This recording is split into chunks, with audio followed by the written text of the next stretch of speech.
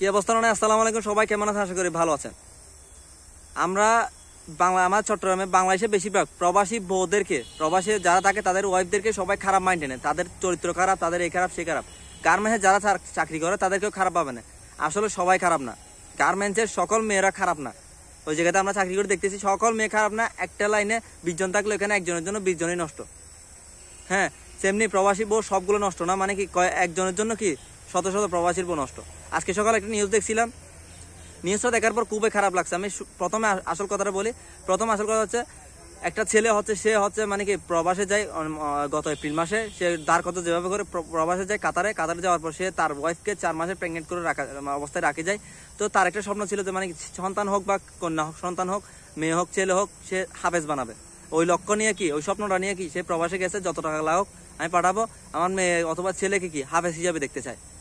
এই বলে কি তাই প্রবাস জীবনে পাড়ি দিল। পাড়ি দেওয়ার পর এই গত কয়েকদিন আগে তার ওয়াইফ তার থেকে 20,000 টাকা খুঁজে সে দিয়ে দেয়।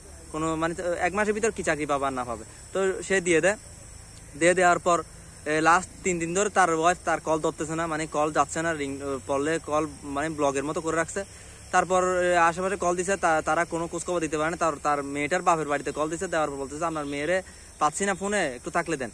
তখন তারা এমন একটা সুখবর দিল যে সে মানে এটা নিতে আর ওই দেশে থাকতে পারলো না, প্রবাসে আর থাকতে পারলো না কাতারে। এমন একটা সুখবর দিছে, মৃত্যু সুখবর না, সুন্দর সুখবর। সেটা হচ্ছে কি তার ওয়াইফ নাকি অন্য জায়গায় বিয়ে করে ফেলছে। তার যে 4 মাসের একটা সন্তান ছিল পেটে, সেটা কি নষ্ট করে ফেলছে। নষ্ট করার পর সে ওয়াইফটা হচ্ছে তার ওয়াইফটা হচ্ছে অন্য জায়গায় বিয়ে করে ফেলছে।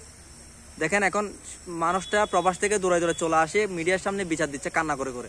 কতটা কষ্টদায়ক। একটা মানুষ কতটা লক্ষ টাকা খরচ করে প্রবাসে যায়, যাওয়ার পর কত স্বপ্ন দেখে ওইখান থেকে, পুরো মাতৃভূমি পুরো ফ্যামিলি পেলে ওখানে কি তার সংসারের জন্য কি অন্য একটা দেশে চলে যায়, যেখানে মানে কি জীবন মরণ সমান।